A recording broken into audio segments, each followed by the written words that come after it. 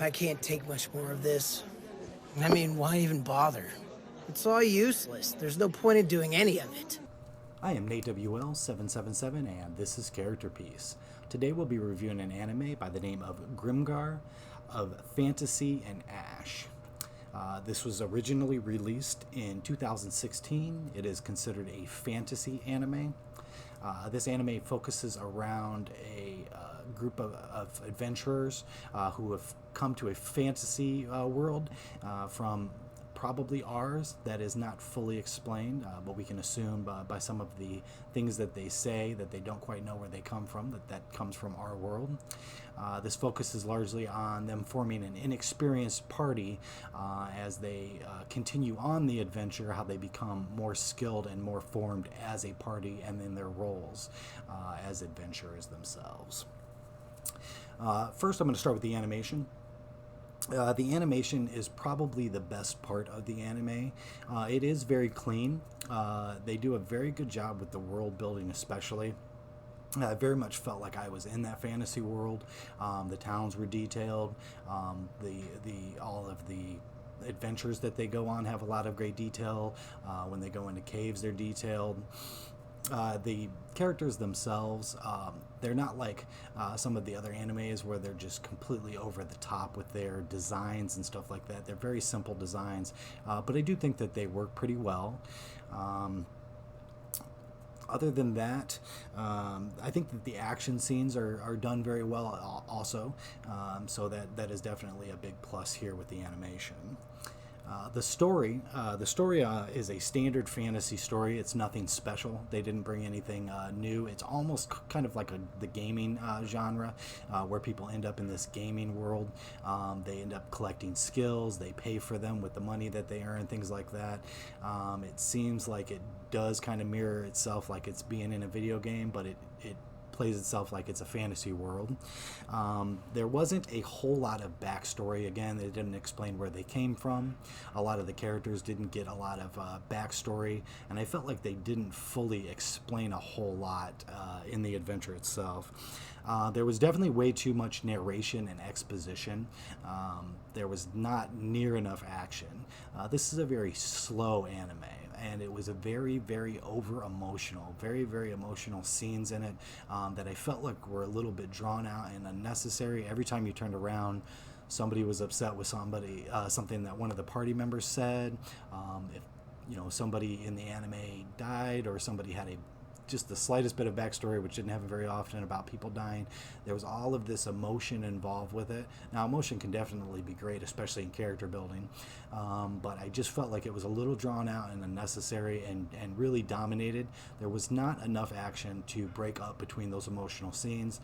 They used a lot of music that was very slow and emotional as well, and I felt like it really, really took out of the storyline, and it made it hard to kind of get invested in, which left me a little uncaring.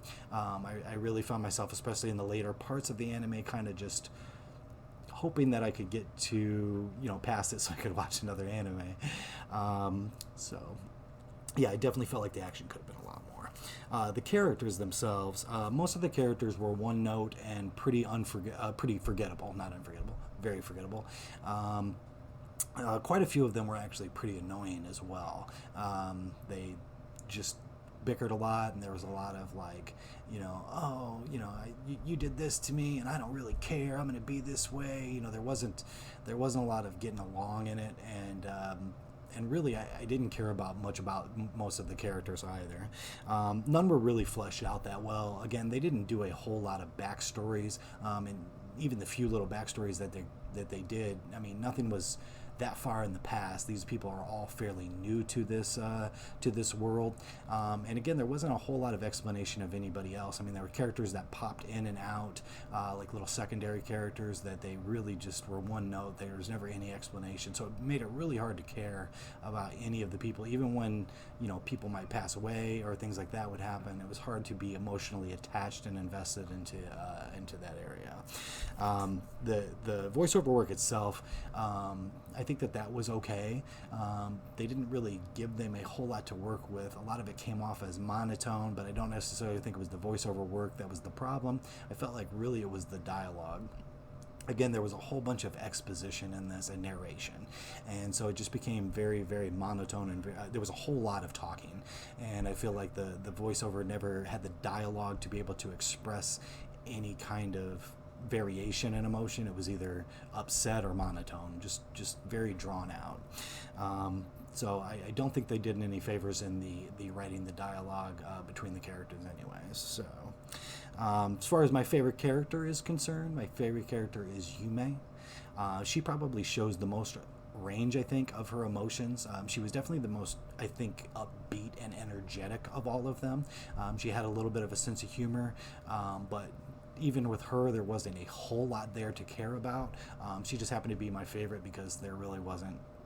I really didn't like most of these characters at all, just to be honest about it. And some of them I just flat out disliked. As far as it's okay for kids, this is something I do in all my reviews. I believe that it should be okay for kids who are probably 13 and older. There is no real flat out nudity in it, but there are definitely some suggestive stuff in it. There's lots of talk, a fair amount actually. You're going to find these in a lot of animes. It's probably a lot more tame than some. So I would say, if you're very lenient about what your kids see, I would say like a 13 and older might be better. I probably would let my son watch this.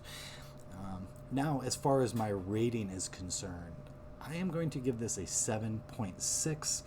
I kind of view a 7 as the rating of where something is good enough to watch or not.